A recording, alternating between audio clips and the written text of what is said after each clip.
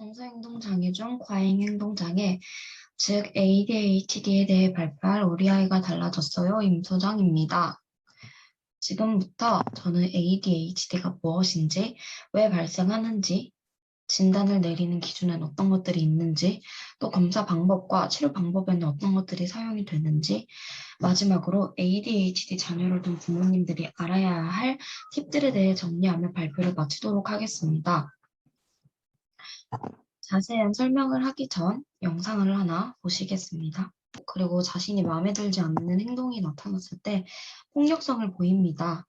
이처럼 주의력이 부족하고 산만하며 과잉 행동, 그리고 충동성을 보이는 상태를 우리는 주의력 결핍 과잉 행동 장애, 즉 ADHD라는 단어를 사용합니다. 아동계에 주로 나타나는 대표적인 두뇌 질환인 만큼 6에서 12%의 발병률을 보이고 있는데요. 그렇다면 우리 아동들에게 ADHD가 나타나는 원인은 무엇일까요? 저희는 원인을 두 가지로 나누어 보았습니다. 첫 번째로는 생물학적 요인, 두 번째로는 심리사회적 환경과 양육 방식의 차이 때문이었는데요. 첫 번째로 생물학적 요인에서 가족력과 비슷한 유전, 그리고 아동의 뇌에 손상이 일어났을 때 특히 뇌구조 중 오른쪽 조가비핵과 청백핵에서 회백질의 감소가 된 아동들이 ADHD 발생 원인이 증가한다는 것을 알 수 있었습니다. 또 세 번째로 뇌의 화학물질의 이상인데요.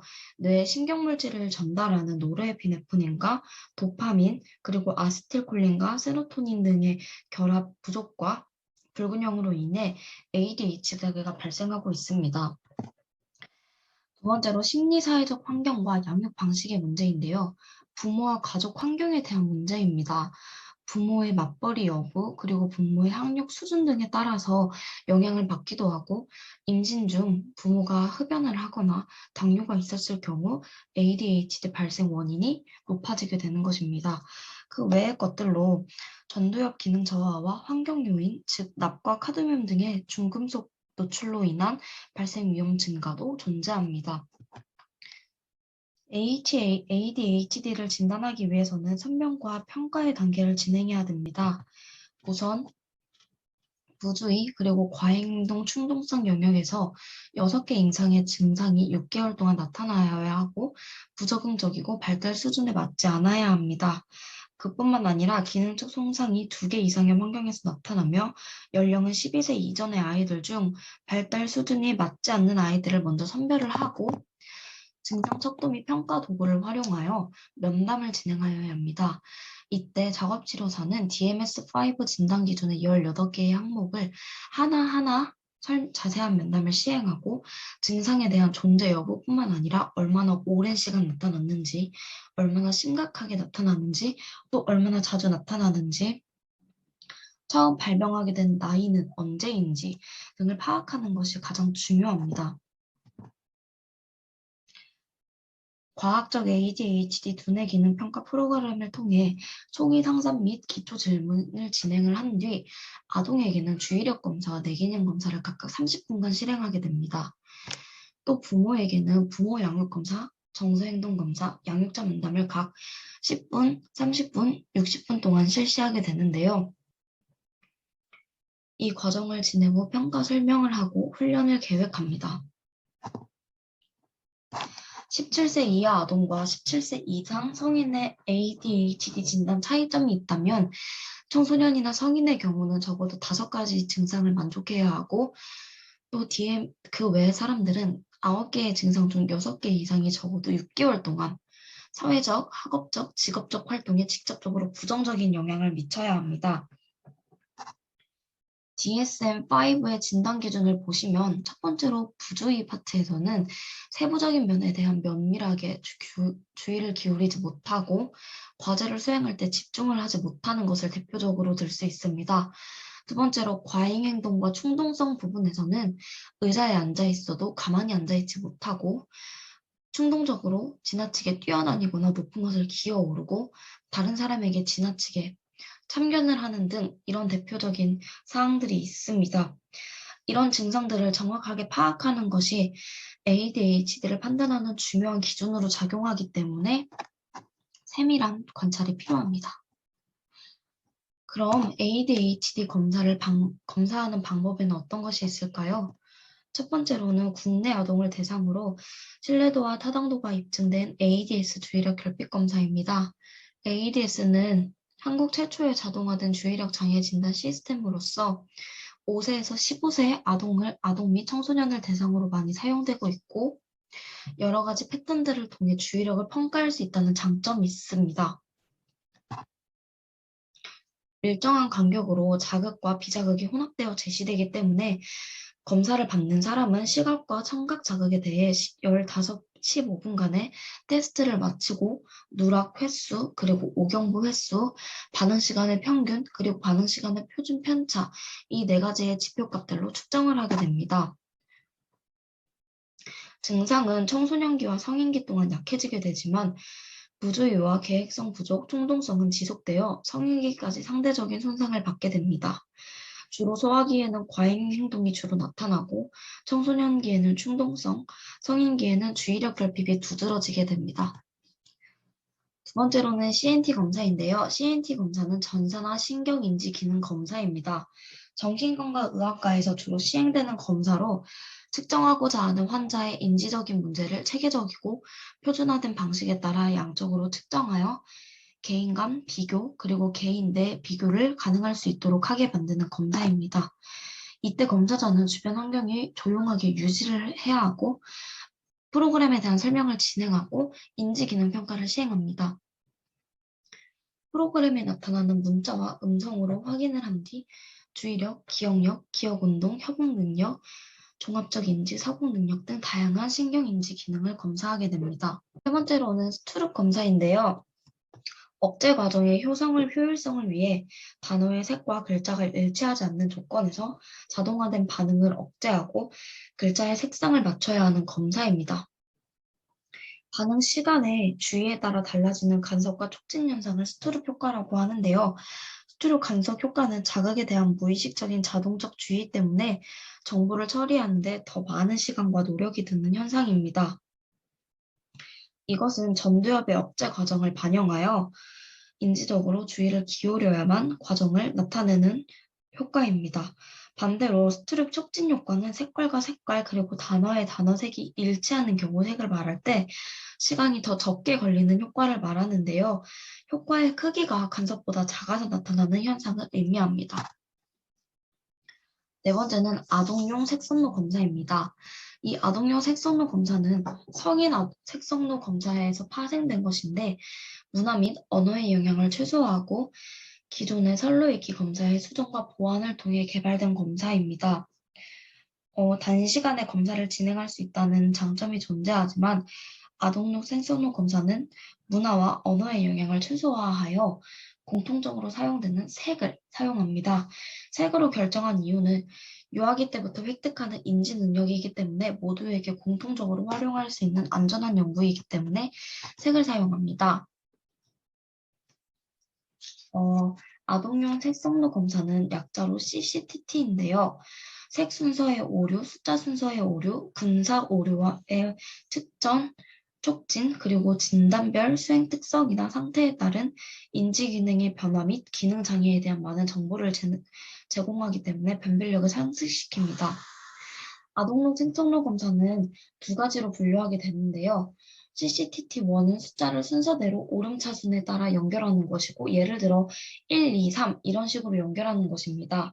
두 번째 CCTT2는 순서대로 놓는 것 대신에 색을 번갈아 가면서 연결해야 하는 것인데요. 예를 들어 분홍색 1, 그리고 노란색 2, 그 다음 분홍색 3 이런 식으로 연결하는 것을 의미합니다.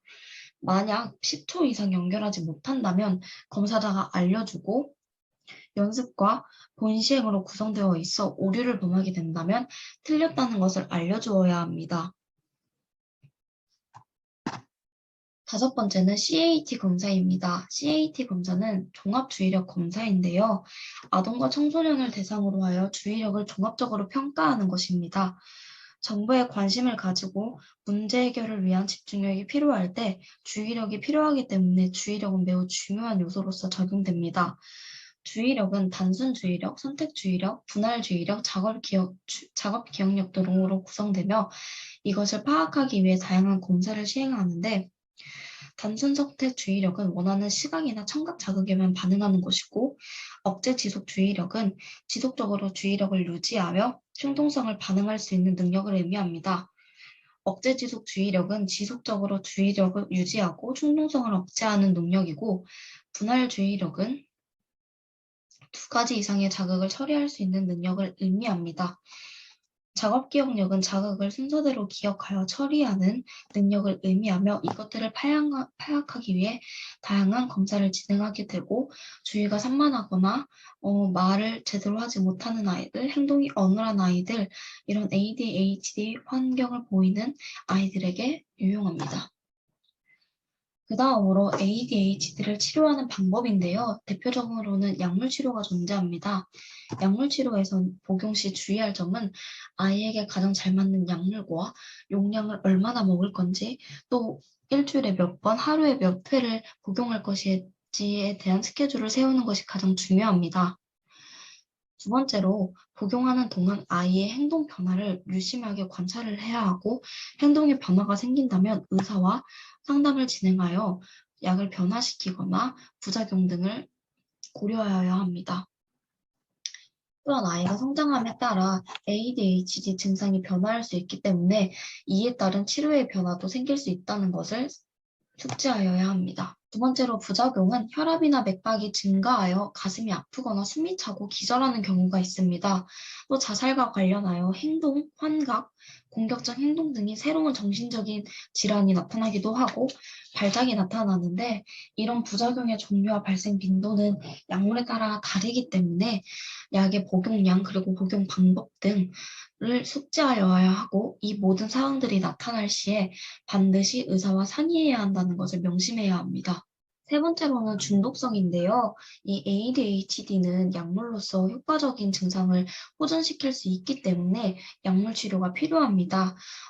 현재 약물 치료를 위해 사용되는 약물들은 치료 범위 내에서 사용하는 경우 마약과 같은 중독성 보이지 않기 때문에 우리 부모님들이 안심하고 사용하셔도 될 것 같고, 그리고 오히려 ADHD 초기에 치료를 받지 않는 경우 청소년기에 다른 약물을 복용하거나 또 성인이 돼서 알코올 중독으로 이어지기 때문에 부정적인 영향을 미칠 수 있다는 사실을 숙지하셔야 합니다. 또 감각통합 치료를 사용하는데요. 감각통합이란 몸과 환경으로부터 들어오는 감각을 환경 내에서 효율적으로 사용하기 위해 감각을 조직화하는 신경학적 과정이라고 설명할 수 있습니다. 감각통합 치료 프로그램을 통해서 발달장애, 학습장애, 그리고 산만한 아이들, 그리고 행동이 어눌한 아이들에게 맞는 행동들을 수행함으로써 감각 자극을 입력하고 개별적인 치료 프로그램을 실행하여 감각 통합을 향상할 수 있도록 돕는 프로그램입니다. ADHD 아동들에게 나타나는 대표적인 문제가 글씨 쓰기 문제인데요.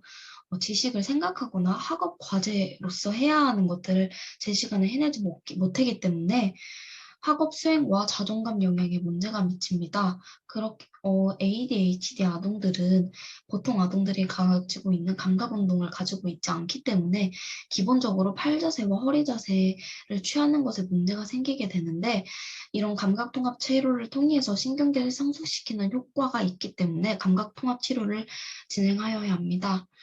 또 치료사와 아동 간의 문제뿐만 아니라 부모가 가정 속에서 반복적인 학습에 필수적으로 작용을 해야 효과적으로 치료를 진행할 수 있기 때문에 부모의 반복적인 학습이 필요하다는 사실을 부모님들이 숙지하셔야 하고, 또 ADHD를 가진 아동들은 소운동의 조절 운동 능력이 낮아 글자의 크기가 일관되지 않고, 또 글자 사이의 간격이 넓고 선의 질이 낮습니다. 그렇기 때문에 연필을 떼고 있는 시간이 길어지겠죠. 감각통합 치료를 통해 이런 수준을 통합할 수 있고, 활동을 선택하여 조절된 감각 입력을 통해 글씨 쓰기의 어려움을 도와 학업 수행 능력과 자존감, 나도 할 수 있다, 나만 하지 못해 라는 생각이 아니라 나도 할 수 있어, 이런 자존감을 상승시키기 위한 노력을 해주셔야 합니다. 다음은 ADHD 아동들이 사용하는 약의 종류에 대한 설명인데요. 메틸페니데이트라는 약은 중추신경계를 자극하여 집중력을 조정하고 각성을 향상시키는 약물입니다. 소아에게 장기간 투여하면 성장 억제가 보고되고 있으므로 부모님께서는 주기적으로 관찰을 해주셔야 하고 5세 이하의 소아에게는 안정성이 확립되지 않기 때문에 사용하지 않습니다. 일반적인 부작용은 공격성 신경 과민, 그리고 시야가 흐려지는 현상, 현기증, 그리고 손에 땀이 많이 나는 다한증들이 발생하고 흔한 부작용으로는 두통과 불면증이 있습니다. 다음은 아토목세틴이라는 약물인데요. 비정신 자극제이며 선택적으로 뇌에 대해 노르에피네프린을 증가시켜 치료 효과를 나타내게 됩니다. 아토목세틴을 복용할 때는 성장과 발달을 꾸준히 모니터링을 해줘야 하고 체중이 증가하지 않거나 우리 아이가 성장하지 않는다고 느끼면 약물 용량을 감소시키거나 치료를 중단해야 합니다. 일반적인 부작용은 피로감과 우울증 그리고 불안 등이 존재하고 흔한 부작용으로는 두통과 불면, 졸림, 다한증, 구강 건조 등이 존재합니다. 다음은 클로니딘인데요. 뇌에서 감정, 주의력, 행동을 관할하는 영역에 작용하여 증상을 감소시키고 ADHD 치료제의 부작용인 불면증을 일으키지 않아 불면증이 동반된 ADHD 아동들에게 효과적인 약물입니다. 저혈압과 정상 이상의 심장박동을 일으킬 수 있기 때문에 고혈압 치료제 또는 혈압이나 심박수를 감소시킬 수 있는 약물을 복용 중인 아동들 그리고 환자들은 주의해야 합니다. 그렇기 때문에 이 약물 치료를 시작하기 전과 치료받는 중에는 정기적으로 심박수와 혈압을 모니터링해야 합니다. 흔한 부작용으로는 졸림과 두통 등이 있고 일반적인 부작용은 악몽, 공격적인 행동, 그리고 피부에 무엇이 올라오는 피부 수포, 변비, 설사 등이 있습니다. 약물 반감기에 대한 설명인데요. 일단 8시간 지속 서방형, 이 서방형에 대한 설명을 해드리겠습니다. 서방형이란 체내에서 천천히 효과가 나타나도록 만들어진 특수 효과의 약인데요. 메틸페니데이트에서 세 가지로 구분이 됩니다. 속방형, 8시간 지속 서방형, 12시간 지속 서방형으로 구분이 됩니다. 속방형과 8시간 지속 서방형은 6세 이상의 소아 청소년에게 사용되고 12시간 지속 서방형은 6세에서 65세 소아 및 성인에게 사용됩니다. 속방형은 1일 2회 아침과 점심에 복용이 되고 그 외에는 1일 1회 아침에 복용을 하게 됩니다. 또 메틸페니데이트는 식사 전에 복용이 가능하지만 12시간 지속 서방형에서는 식사와 관계없이 복용이 가능하다는 것을 알아야 합니다. 또 아토목세틴은 6세 이상 소아 및 성인에게 사용되고 하루에 한 번 혹은 하루 2번 아침과 늦은 오후에 복용하게 됩니다. 클로니딘 서방형은 6세에서 17세 소아 청소년에게 활용이 되며 하루에 2번 아침과 취침 전에 먹어야 합니다. 메틸페니데이트와 마토목세틴은 모두 심각한 심혈관계의 문제를 유발할 수 있기 때문에 심혈관계에 문제가 있는 사람들은 약물을 복용해서는 안 되고 메틸페니데이트와 클로니딘 서방형 제품은 씹어서 먹거나 가루로 만들어서 먹으면 안 된다는 것을 숙지하셔야 합니다. 또 메틸페니데이트는 눈에 자극성이 있는 물질이기 때문에 캡슐을 절대 열어서는 안 되고 그대로 복용하셔야 합니다. ADHD 아동의 성장에 미치는 영향인데요. 이런 약물들을 먹어서 우리 아동이 키가 크지 않으면 어떡하지? 이렇게 걱정하는 부모들이 많을 거라고 생각이 됩니다. 하지만 이런 약물들에 대해서는 신장이나 체중 등 약물 유지 요법으로 인하여 변화가 성장 지표가 낮아진다는 의미가 존재하지 않기 때문에 걱정하지 않고 치료를 진행하셔도 될 것이라고 생각이 됩니다. 그리고 또 부모님의 태도가 정말 중요한데요. 부모님과 상호작용을 하고 또 생리적 수준에 따라서 부모님이 함께 아동에게 접근을 진행하여 문제행동 체계에 대해 상호작용하고 또 어머니의 태도 또한 변화시켜야 한다는 것이 가장 필요한 방법입니다. 즉 부모님의 태도에 따라서 아동의 치료가 호전이 될 수도 있고 되지 않을 수도 있다는 의미입니다. 그 다음은 인지훈련과 분모훈련인데요. 인지훈련은 과제 수행 전, 과제 수행 중, 수행 후로 나뉘게 됩니다. 인지훈련은 인지 및 학습된 정보를 기반으로 응용과 실행력을 높이기 위한 두뇌 훈련입니다. 이를 계획하고 쇼핑을 하며 계산하고 생활에 적용될 수 있는 상황에서 훈련이 진행되어야 합니다. 신체 정보와 두뇌를 처리하는 정보 통합의 연습을 하는 훈련이기 때문에 꼭 필요한 훈련이라고 할 수 있겠습니다. 다음은 부모 훈련인데요. 부모님의 양육 방식의 변화, 엄마에 대한 심리적인 의존, 그리고 지원, 그리고 부모가 얼마나 열심히 참여하는지 이것에 대해서 훈련하는 것입니다.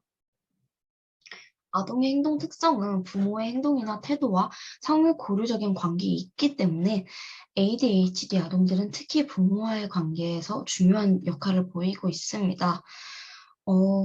ADHD 아동과 부모는 상호 관계를 맺고 있기 때문에 부모를 위한 훈련은 중재에 반드시 포함되어야 합니다.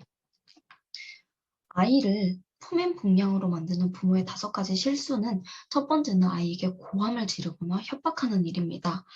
아이는 부모의 거울이 나는 말이 있듯이 다른 식구에게 아이가 계속해서 화를 낸다면 부모님들이 고함을 지르시거나 아이를 협박하는 일이 종종 있다는 사실을 염두에 두셔야 하고 또 아이에게 자주 매를 들거나 또 아이를 대하는 태도가 매번 바뀌는 것, 이것을 이렇게 하게 된다면 아이는 어떤 게 옳고 그른지에 대한 혼란을 느끼게 됩니다.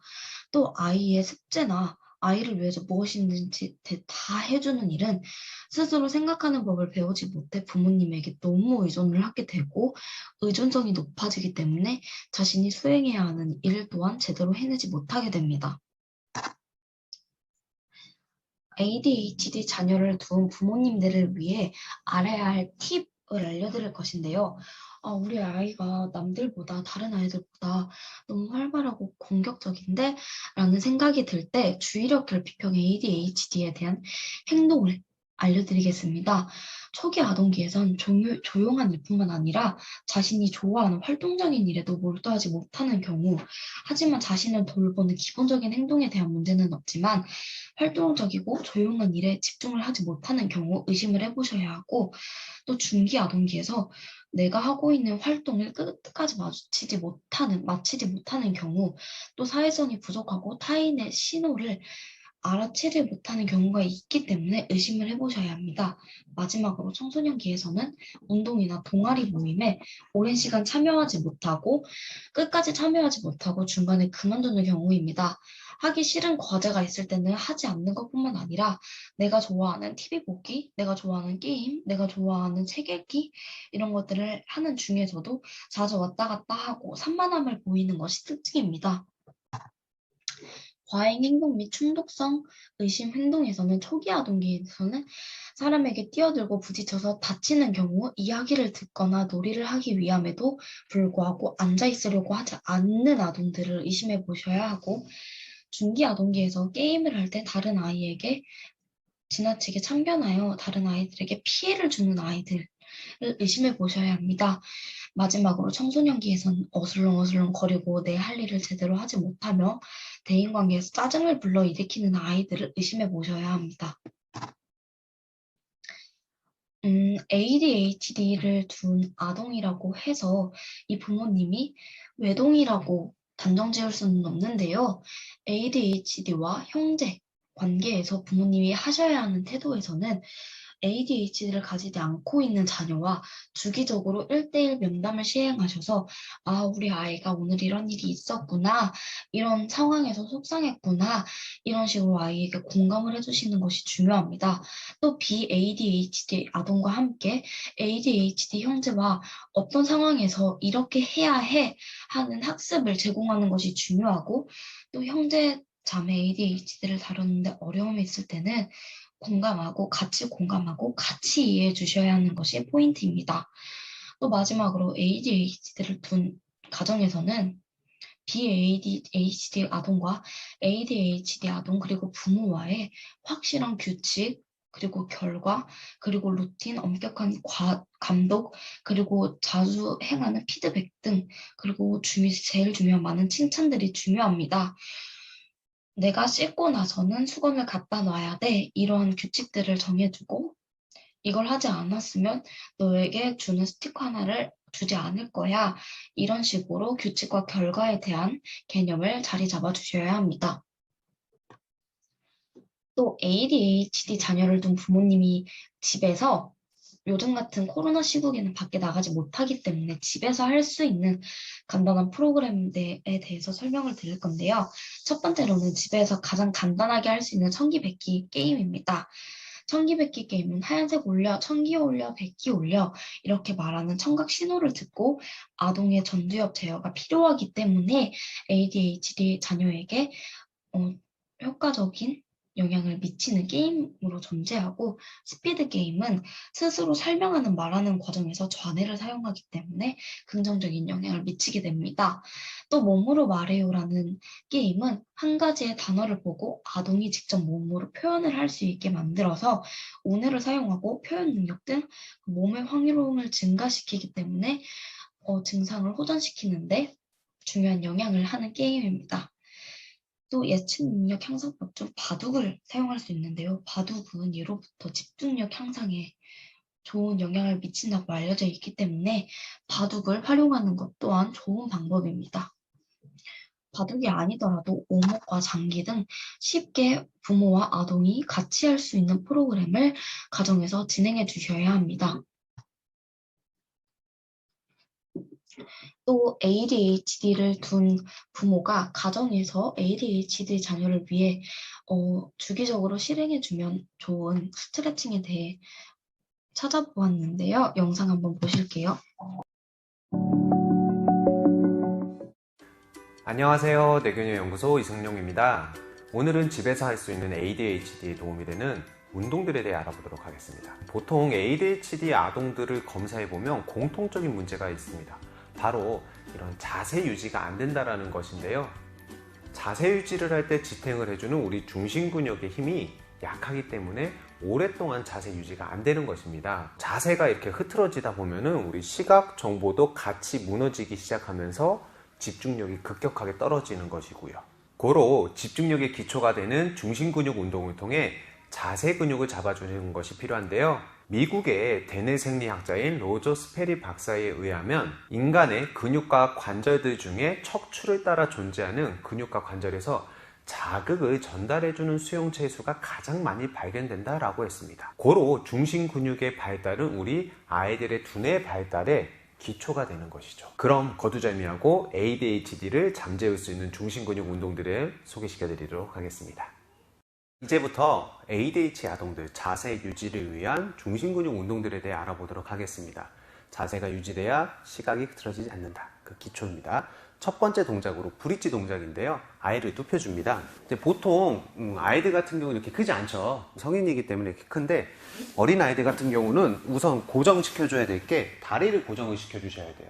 이 상태에서 허리를 올려보자 라고 해서 이거를 인위적으로 잡아주시면 됩니다. 근데 아이들은 이렇게 했을 때 허리에 힘이 안 들어가고 그냥 허리만 올리는 경우들이 되게 많이 있어요. 근데 일단 올리는 거에 집중을 해준다라고 하면은 여기 아래다가 뭐 손 두 개를 해서 이 뾰족이 닿으면 안 돼요 라고 얘기를 해준다든지 그런 식으로 해서 올리는 거를 적응시켜 준 다음에 중요한 거는 그냥 허리만 올리기보다 정확하게 중심 근육에 자극이 집중될 수 있게끔 더욱더 부하를 많이 주는 게 필요해요.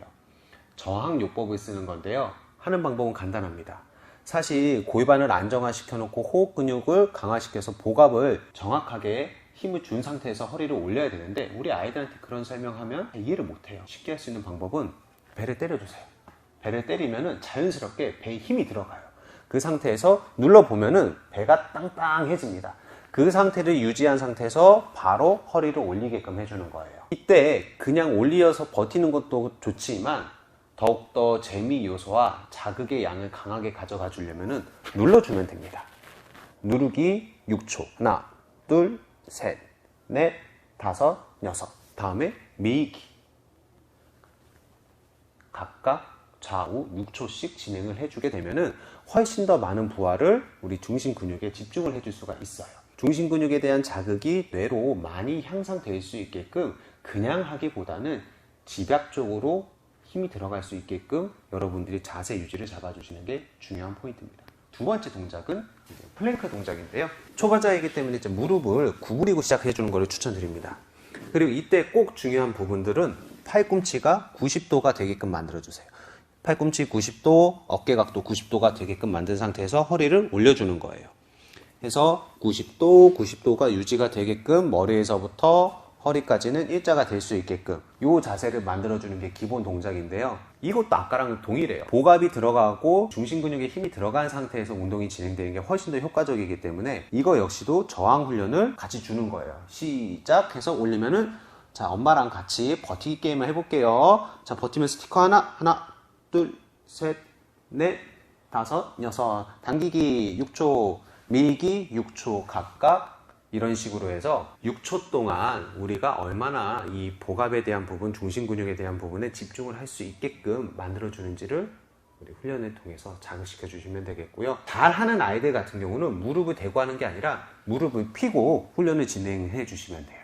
훨씬 더 부하가 많이 걸리거든요. 근데 이게 잘 안 되는 아이들 같은 경우는 이렇게 엉덩이가 올라가면서 어깨 힘으로 버티거나 혹은 아예 내려요. 내려서 무릎을 다각거나 허리 각도가 U자가 나타나게끔 해서 배에 힘이 풀리는 경우가 많이 생기는데 그럴 때는 지도자분이 이게 지금 성인이가 커서 그런데 여기를 잡고 무릎을 그대로 들어주면은 떨어지지가 않게 돼요. 한번 내려보시겠어요? 내려보려고 할 때도 제가 잡게 되면은 G로 이게 유지가 될 수 있거든요. 그런 식으로라도 처음에는 자세 유지를 5초에서 10초 가량은 버틸 수 있게끔 훈련시켜 주는 게 필요합니다. 자, 이런 식으로 지금 중심 근육을 강화시킬 수 있는 브릿지 동작과 플랭크 동작에 대해 알아보았는데요.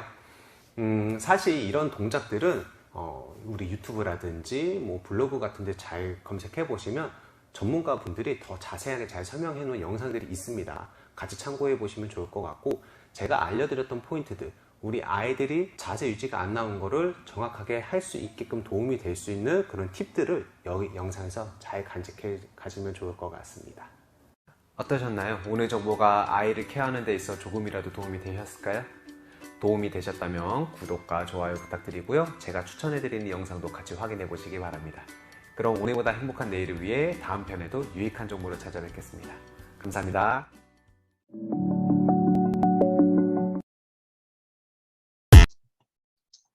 어, 이 영상에서는 아까 글씨 쓰기 훈련을 시행했던 것과 같이 ADHD 아동들은 자세가 올바르지 않기 때문에 글씨를 제대로 쓸 수 없고 그로 인해 학습 영역에 문제가 생기고 그것들이 자존감으로 연결이 되기 때문에 학업 문제 그리고 사회성 발달에도 문제가 생기게 됩니다.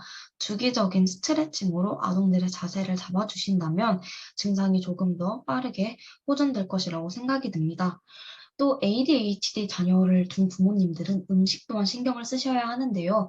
ADHD를 가진 아이들은 체내에서 중금속을 분해하는 마그네슘과 아연이 현저하게 부족하게 나타나기 때문에 주의가 산만한 아이들에게 마그네슘과 아연이 함유된 음식을 먹으면 집중력과 기억력을 기르는 데 도움이 됩니다.